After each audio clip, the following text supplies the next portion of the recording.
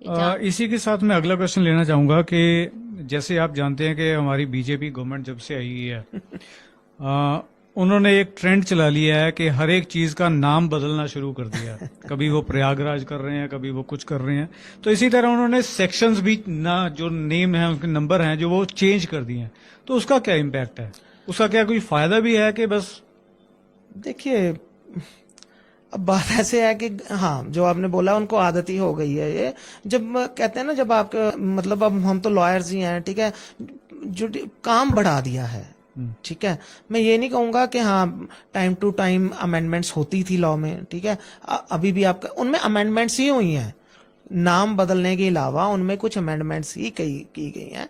Otherwise IPC बदला नहीं गया है, सीआरपीसी बदला नहीं गया है, इंडियन एविडेंस एक्ट भी बदला नहीं गया है, ठीक है। वो टाइम टू टाइम अमेंडमेंट्स पहले भी होती थी, वो अब भी हो सकती थी, लेकिन अब क्या कर दिया गया है कि नहीं, वही वो जो एक फेक राष्ट्रवाद का नैरेटिव, जो वो बस एक भ्रामक एक जानकारी आपने प्रोवाइड करनी है, एक भ्रामक चीजें आपने करनी है, तो आप आईपीसी का बीएनएस कर दो, भारतीय न्याय संहिता, वो राष्ट्रवाद, ये जैसे इंडियन पिनल कोड जैसे हमारा नहीं है, भारतीय न्याय संहिता हमारा हो गया, ठीक है। अब सीआरपीसी तो बीएनएसएस, भारतीय नागरिक सुरक्षा संहिता, तो उसमें कुछ नहीं ज्यादा, मतलब कि वो अमेंडमेंट्स पहले भी होती थी, अगर पुराने एक्ट्स में भी वो कर दी जाती तब भी हम लोग, हमारा तो काम है उसको पढ़ना, लेकिन अब उसको पूरा रीशेड्यूल करके उसके सेक्शन नंबर्स चेंज कर दिए हैं। अब जैसे पहले किसी आप लेमैन से भी पूछते थे, वो भी समझता था कि 302 लग गई तो मर्डर हुआ होगा, ठीक है, 420 लग गई तो फ्रॉड हुआ होगा, है ना। तो अब जैसे मर्डर की 103 कर दी है, तो उसमें मतलब काफी सारी चेंजेस। अब 376 का पता था, तो अब उसको सेक्शन 69, 70, 71 में डिफाइन कर दिया गया है रेप का।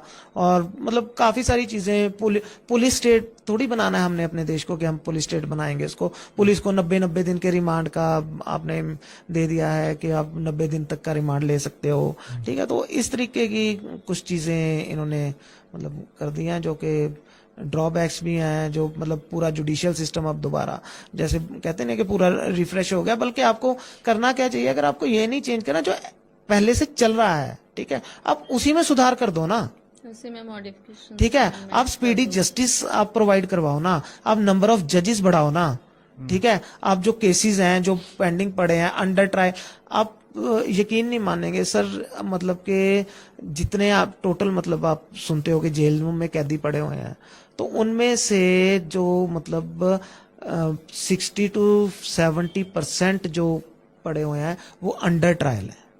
अच्छा। अच्छा, वो लोग अंडर ट्रायल हैं सर, ठीक है। नहीं पता कब उनका चालान पेश होगा, उनको ये इम्यूनिटी भी नहीं पता है कि हम डिफॉल्ट बेल हमारी हो सकती है, लॉ के अवेयर नहीं है, तो वो अंदर पड़े हुए हैं, ना तो उनका ट्रायल शुरू हो रहा है, ठीक है, ना उन मतलब उनको पता ही लग रहा है कि भाई क्या होना है, ना वो बाहर ही जा पा रहे हैं, ना वो अपना ट्रायल ही कोई कंडक्ट कर पा रहे हैं। तो अब आप खुद बताइए कि इस तरीके के स्टंट करने की बजाय अगर ये जो स्पीडी डिस्पोजल ऑफ केसेस है, अगर उसके ऊपर ध्यान दिया जाए, नंबर ऑफ जजेस के ऊपर ध्यान दिया जाए, ठीक है, और तो मतलब तब शायद जाके थोड़ा वो हो जाए, इसमें सुधार हो जाए। 3-3 लाख केसेस पर जज, मतलब पर हेड, मतलब पेंडिंग पड़े हुए हैं जी। तो आप वहां पे एक और नया मतलब कि शगुफा आपने छोड़ दिया, हाँ जी हम राष्ट्रवादी एक्ट लेके आएंगे, वो तो जी अंग्रेजों का, तो आपने उसमें कौन सा